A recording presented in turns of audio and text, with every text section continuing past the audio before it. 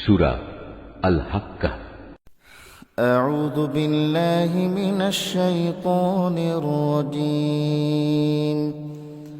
بسم الله الرحمن الرحيم. الحاقة ما الحاقة. একটি অনিবার্য সত্য ঘটনা। কি সেই অনিবার্য সত্য ঘটনা? وما أدراك ما الحاقة.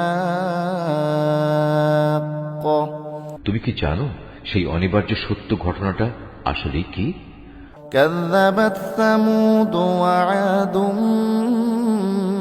بالقارعة. আদ ও সামুদ জাতির লোকেরা মহাপ্রলয় সংক্রান্ত এমনি একটা সত্য ঘটনা অস্বীকার করেছিল। فأما ثمود فأهلكوا بالطاغية. পরিণামে দাম্ভিক সামুদ গোত্রের লোকদের এক প্রলয়ঙ্করী বিপর্যয় দ্বারা ধ্বংস করে দেওয়া হয়েছে। وأما عاد فأهلكوا بريح صرصر عاتية. আর শক্তিশালী গোত্র আদকে ধ্বংস করা হয়েছে প্রচন্ড এক ঝঞ্ঝা বায়ুর আঘাতে। سخرها عليهم 7 ليال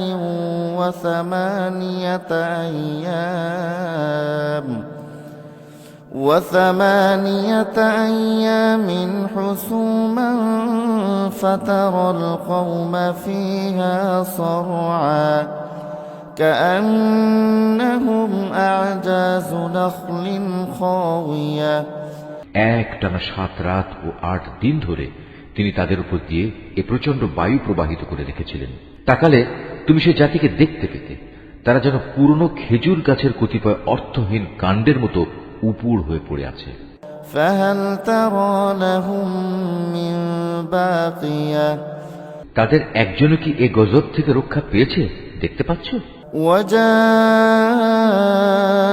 فرعون ومن قبله والمؤتفكات بالخاطئة.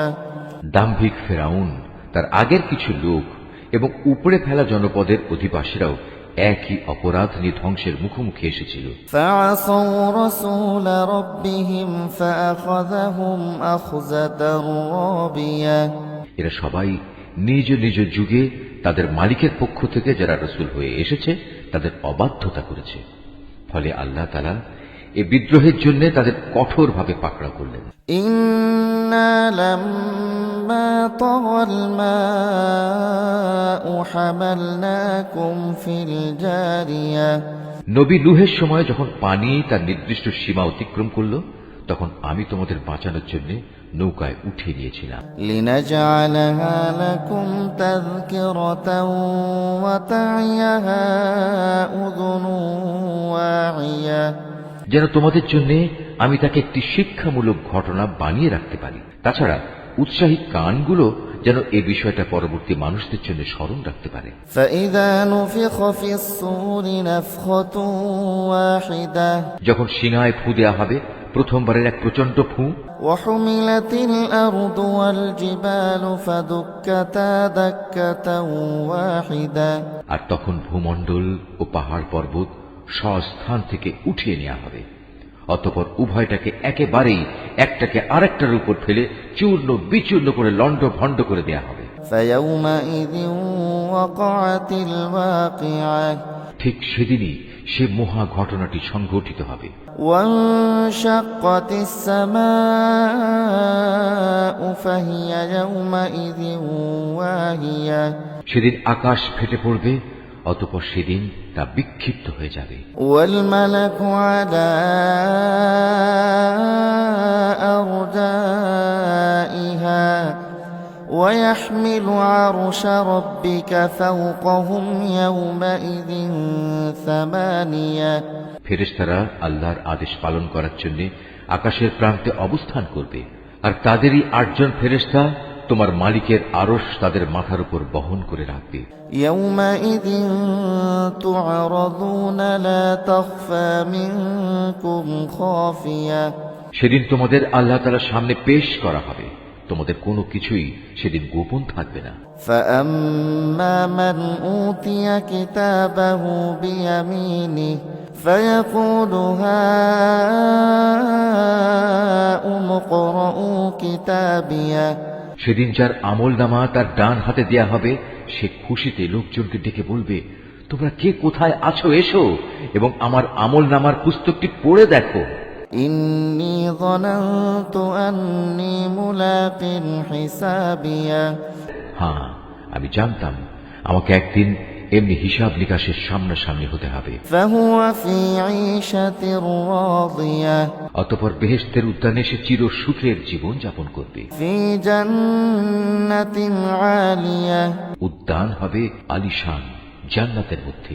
قطوفها دانية এর ফলমূল তাদের নাগালের মধ্যেই ঝুলতে থাকবে। كلوا واشربوا هنيئا بما أسلفتم في الأيام الخالية আল্লাহর পক্ষ থেকে অভিনন্দনপূর্ণ ঘোষণা আসবে, অতীতে যা তোমরা কামাই করে এসেছ তারই পুরস্কার হিসেবে আজ তোমরা প্রাণ ভরে এগুলো খাও এবং তৃপ্তি সহকারে পানীয় গ্রহণ করো।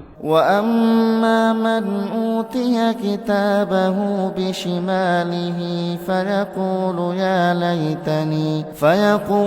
يا ليتني لم أوت كتابيه আর সে হতভাগ্য ব্যক্তি যার আমলনামা সেদিন তার বাম হাতে দেয়া হবে, সে দুঃখ ও অপমানে বলবে, কত ভালো হতো যদি আজ আমাকে কোন রকম আমলনামায় না দেয়া হতো। ولم أدر ما حسابيه আমি যদি আমার হিসাবের খাতাটি নাই জানতাম। يا ليتها كانت القاضية হায়, আমার প্রথম মৃত্যুই যদি আমার জন্য চূড়ান্ত নিষ্পত্তিকারী বিষয় হতো। ما أغنى عني ماليه আমার ধন সম্পদ ও ঐশ্বর্য আজ কোনো কাজেই লাগলো না। هلك عني سلطانيه আজ আমার কর্তৃত্ব ও ক্ষমতা নিঃশেষ হয়ে গেল। خذوه فغلوه ثم الجحيم صلوه এ সময় জাহান্নামের প্রহরীদের প্রতি আদেশ আসবে, যাও তোমরা তাকে পাকড়াও করো, এরপর তার গলায় শেকল পরিয়ে দাও, অতঃপর জাহান্নামের জ্বলন্ত আগুনে তাকে প্রবেশ করাও। ثم في سلسلة ذرعها 70 ذراعا فاسلكوه এবং তাকে 70 গজ শেকল দিয়ে বেঁধে ফেলো। إنه كان لا يؤمن بالله العظيم কেননা সে কখনো মহান আল্লাহর উপর বিশ্বাস স্থাপন করেনি, ولا يحض على طعام المسكين সে কখনো দুস্থ অসহায় লোকদের খাবার দেওয়ার জন্য অন্যদের উৎসাহ দেয়নি। فليس له اليوم هاهنا حميم আর এ কারণেই আজকের এই দিনে তার প্রতি দয়া দেখানোর কোনো বন্ধু এখানে থাকবে না। ولا طعام إلا من غسلين ক্ষত নিঃসৃত পুঁজ ছাড়া আজ তার জন্য দ্বিতীয় কোনো খাবারও এখানে অবশিষ্ট থাকবে না। لا يأكله إلا الخاطئون একান্ত অপরাধী ব্যক্তিরা ছাড়া অন্য কেউই আজ তা খাবে না। فلا أقسم بما تبصرون তোমরা যা কিছু দেখতে পাও আমি তা শপথ করছি। وما لا تبصرون আরো শপথ করছি সেসব বস্তুর যা তোমরা দেখতে পাও না। إنه لقول رسول كريم নিঃসন্দেহে এ কিতাব একজন সম্মানিত রাসূলের আনিত বাণী। وما هو بقول شاعر قليلا ما تؤمنون এটা কোনো কবির কাব্য কথা নয়, যদিও তোমরা খুব কমই বিশ্বাস করো। ولا بقول كاهن قليلا ما تذكرون এটা কোনো গণক কিংবা জ্যোতিষীর কথাও নয়, যদিও তোমরা খুব কমই বিবেক বিবেচনা করে চলো। تنزيل من رب العالمين ولو تقول علينا بعض الأقاويل মূলত এই কিতাব বিশ্বজগতের মালিক আল্লাহ তাআলার কাছ থেকেই তার রাসূলের উপর নাযিল করা হয়েছে। রাসূল যদি এই গ্রন্থটি নিজে বানিয়ে আমার নামে চালিয়ে দিত, لأخذنا منه باليمين তবে আমি শক্তভাবে তার ডান হাত ধরে ফেলতাম। ثم لقطعنا منه الوتين অতঃপর আমি তার কণ্ঠনালী কেটে ফেলে দিতাম। فما منكم من أحد عنه حاجزين আর সে অবস্থায় তোমাদের কেউই তাকে আমার এই শাস্তি থেকে বাঁচাতে পারত না।